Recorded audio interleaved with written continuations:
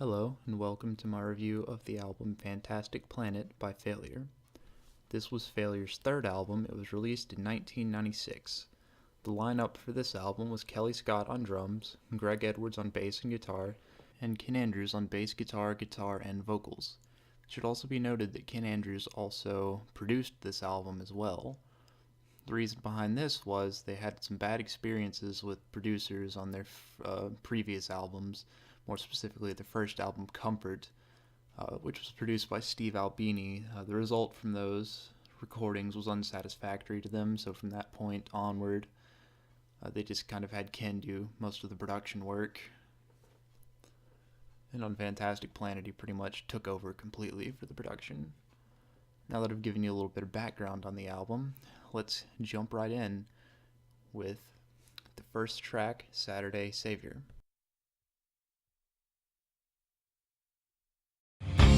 I only need you for a day, 'cause I only wanna be your Saturday Savior. I can be that.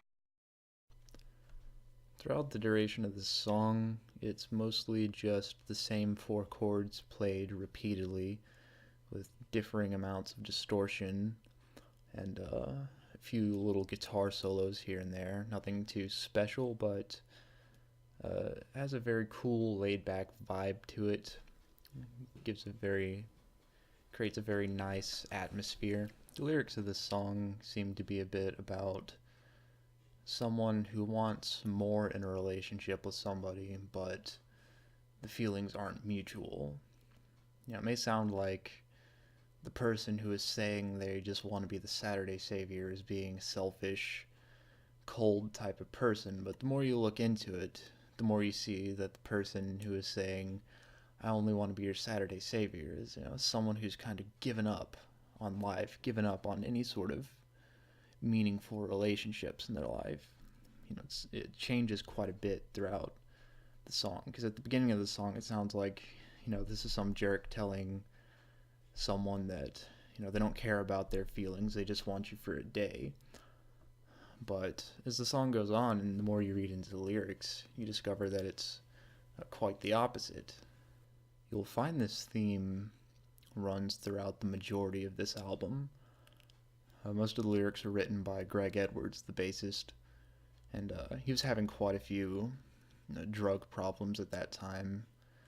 So a lot of these songs can be kind of double entendres about, drugs and comparing them to relationship struggles. But that isn't always the case. And with that said, we'll move right along into our second song, Sergeant Politeness / segue number 1.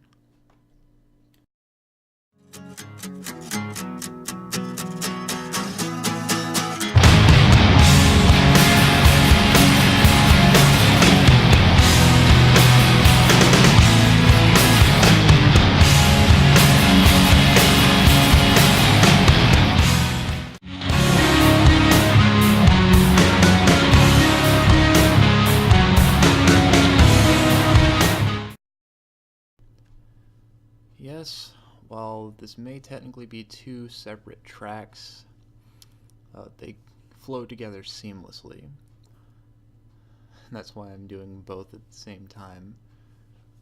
This part of the album is where the aggression picks up a little bit. This tends to be one of the faster songs on this album. It has quite a bit more of a heavy metal feel to it than most of the other songs. And that could partially be credited to the fact that it's in a C-sharp tuning, fairly low tuning. You tune your guitar a half step down, then the low E string a full step down from there. The song really goes to show how good Failure was at using guitar effects, especially on the guitar solo, where they turn the simple 6 or 7 note solo into this insane, spacey, psychedelic type of guitar line. The song also segues perfectly into segue number 1, which has also been called Son of Sergeant. Or at least that's what they called it whenever they were recording it in studio, but on the album they just call it segue number 1, as they did with all the segues. The segues have numbers instead of titles. In segue number 1, it's kind of just like an extended little guitar solo bit where they go up an octave, have some nice cutting guitar lines in there. And after that's over, that transitions into the 4th track on this album, Smoking Umbrellas. No, we're not burned down, but falling comes down. We've got another smoking umbrella left in the hallway in the Smoking Umbrellas is a pretty interesting song. The lyrics are apparently about a dream one of the band members had about being trapped inside a house while it was on fire. The guitar part starts out, it's almost happy at some times, but it eventually evolves into something a bit more sinister as time goes on, more specifically in the chorus. After it gets a bit sinister in the chorus, eventually it returns to this kind of hazy atmosphere more towards the end of the song. Then it runs through the chorus one more time, then the song's over. Now, this track is really probably one of the main reasons that people think, or people sometimes see this album as a concept album, which, the argument can be made that there is a bit of a loose concept here. Because the lyrics are sometimes interpreted as a nuclear war or something of that nature, and people start to create all these theories about what the story behind this album is. And if you look at all the songs, you can see that there is a bit of a vague storyline here and there, but as it was being written, I don't think that was done 100% intentionally. But anyways, after this track comes the song Pillowhead.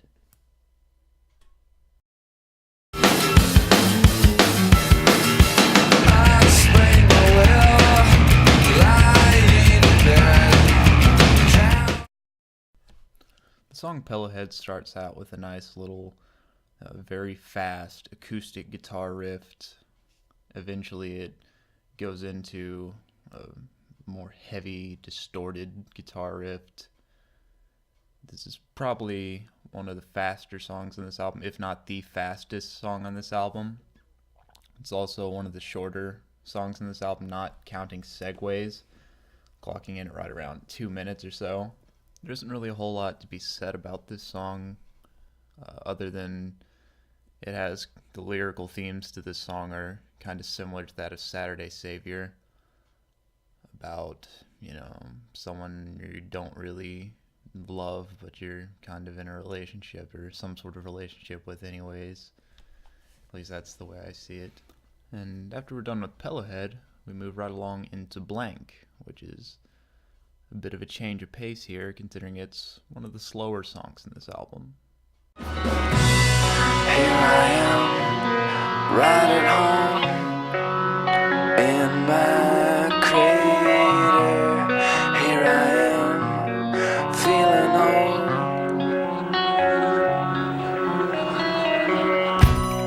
Here I am, wishing for.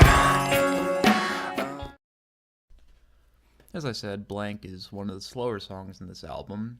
Starts off slow and stays that way pretty much throughout the entire 5-minute runtime. It does get a bit louder here and there. More specifically at the end, it kind of has a nice little build-up. It's a very spacey song. I suppose you could say that this is probably about the first time on this album that the themes of, drug addiction really come up.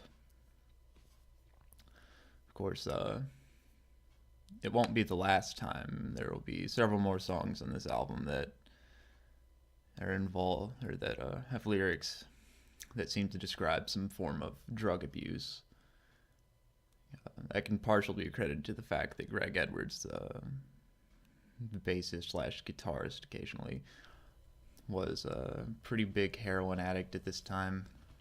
To be honest, if you're listening to this album, this might be one of the songs that, maybe makes you lose focus a little bit because of its length. I mean, I suppose these next three songs kind of, just mellow out the album quite a bit. It's not necessarily a bad thing, but sometimes the placement of them can be a bit weird. Having three, slow songs right in a row. But anyways, after Blank, we have the second segue.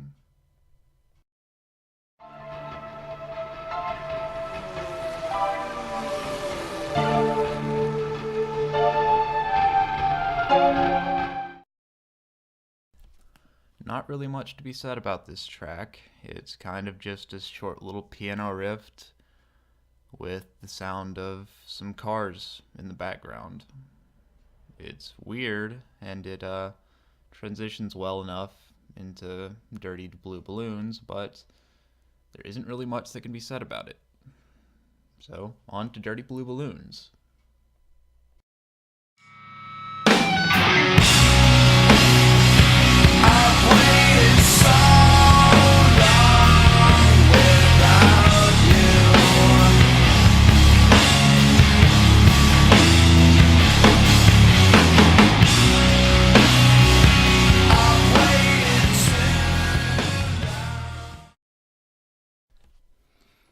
Dirty Blue Balloons. This is another mid-tempo to slow song, kind of like Blank, although it does get much, much louder than Blank ever does.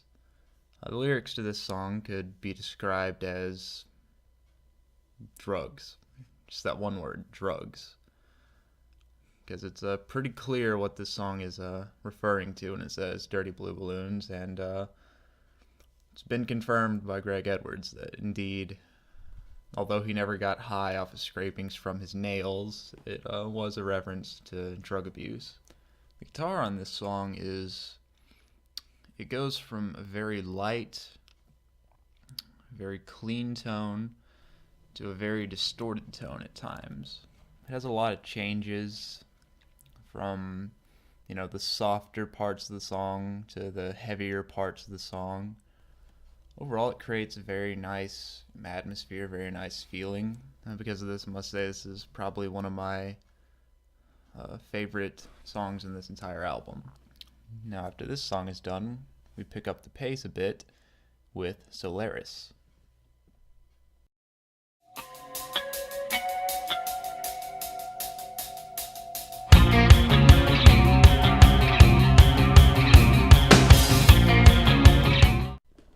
The song starts off with them plucking away at some harmonics on their guitars.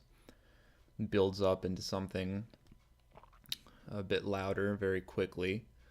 So it's not one of those songs that starts off, super light, then turns into something super heavy. You can kind of tell that the heaviness is just right around the corner. As soon as the track starts, you can tell it's going to be one of those loud songs. There are some weird parts to this song. There's one part where there appears to be some backmasking or something of the sort, but whenever you go and you try to reverse it, it's still completely unintelligible.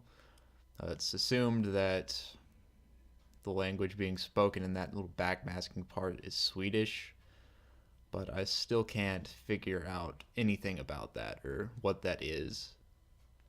It's been theorized that it's a sample from a movie, but still completely lost on me. Now this track kind of kicks off the next phase of the album. It kicks off some more of the straightforward rock songs on the album. And with that said, we will move right along into the next track, which is Pitiful.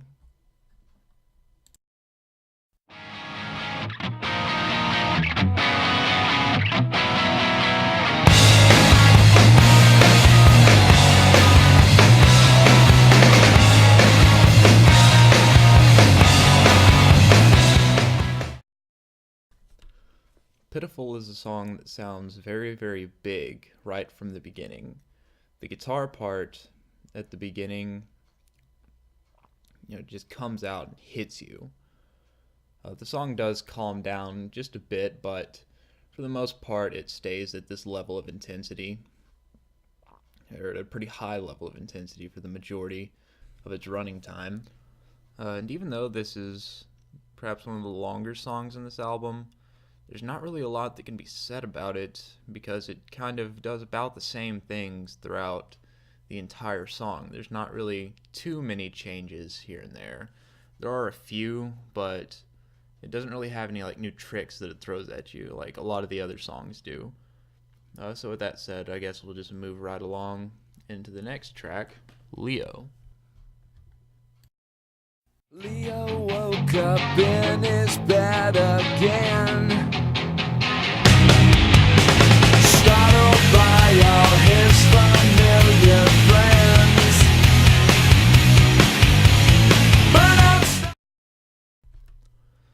The song Leo appears to tell the story of someone who wakes up in his bed surrounded by people that he recognizes, but there's something a bit more sinister going on there.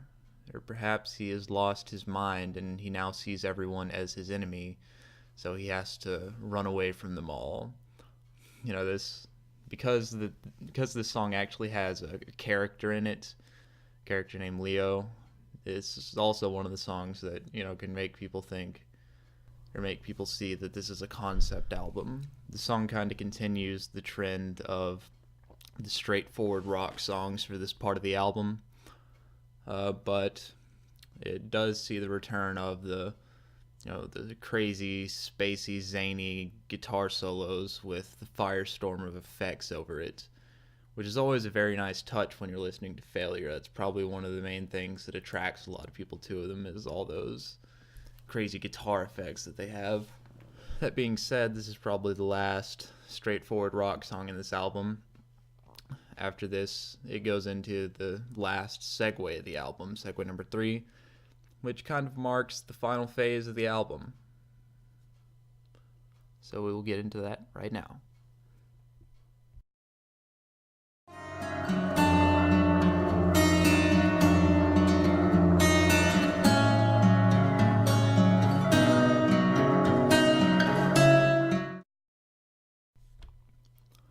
Once again, this is just a simple little segue, some nice little dark acoustic guitar riffs. But what makes this one special is this sets us off into the final phase of the album.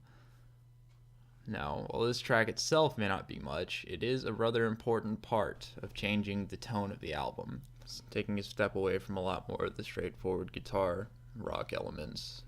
So that being said, we get into perhaps the biggest hit on this entire album, The Nurse Who Loved Me.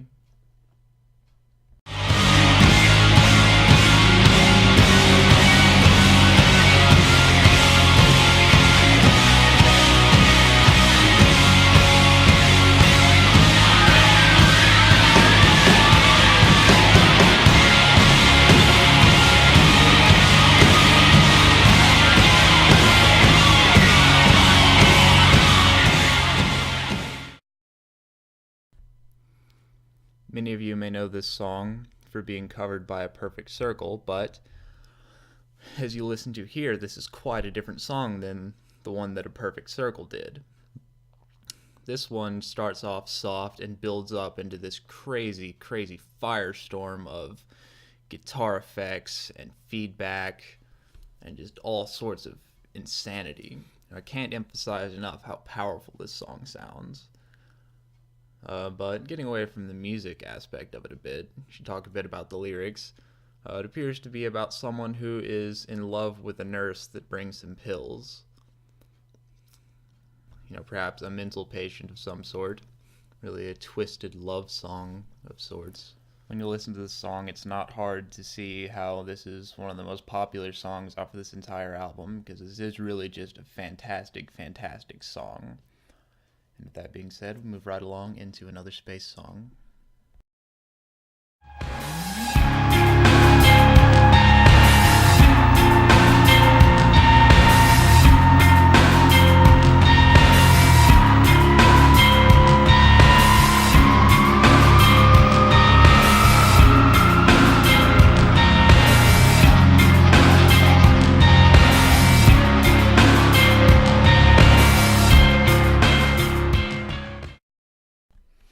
Now, for another space song, I should mention briefly that there are two versions of this song.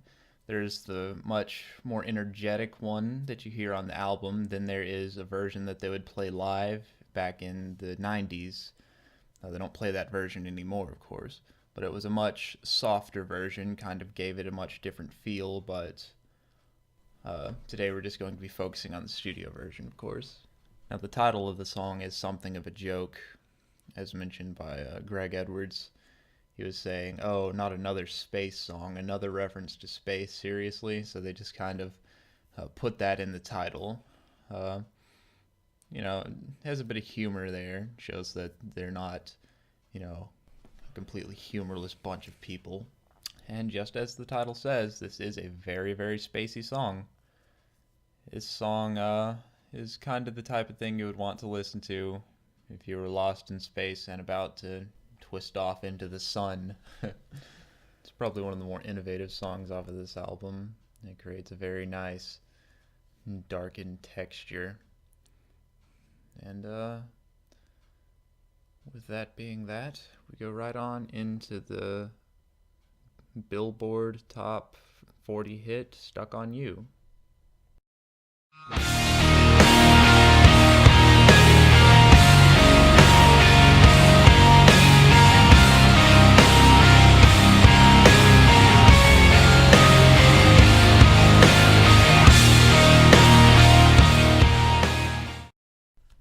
Stuck on You was the closest thing that Failure ever got to a commercially successful song.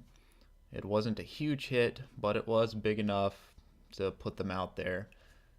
At some of their shows in the 90s, people would just yell, "Play the one on the radio," then they would go right into Stuck on You. The song has been covered by quite a few famous bands like Paramore and a few others. It's probably their most recognized song.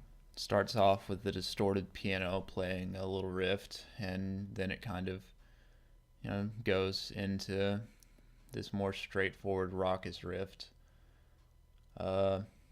which pretty much drones throughout the entire thing. The only difference is that whenever Ken is singing the verses, they use a clean tone and acoustic guitar, and whenever it comes around to the chorus again, it'll explode with the distorted guitar again. But the riffs, you're pretty much just playing the same thing over and over and over and over again.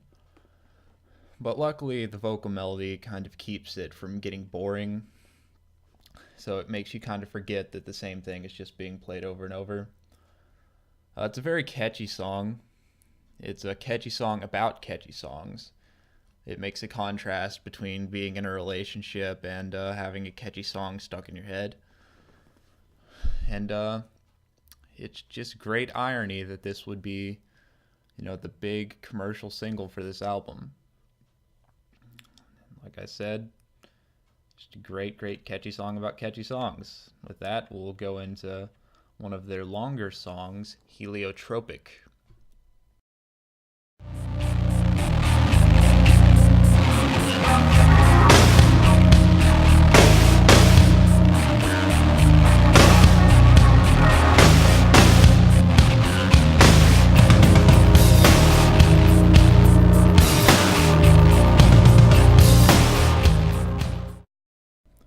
The signature of Failure is to have a long 6-minute distorted bass-driven song on pretty much every single one of their albums. And on this album, that song comes in the form of Heliotropic. Now, the bass on this song has been said to be so prolific that there are even effects pedals named after the bass tone on this song. And that is quite an accomplishment if you know how picky bassists can be at times. As said before, this is also one of the longer songs off of this album, clocking in around 6 minutes. The guitar on this song is pretty much just there to create some crazy sounds here and there. A few little solos, I suppose. But the bass is the all-star on this song. The song also pretty much flows perfectly into the final song on this album, which is Daylight.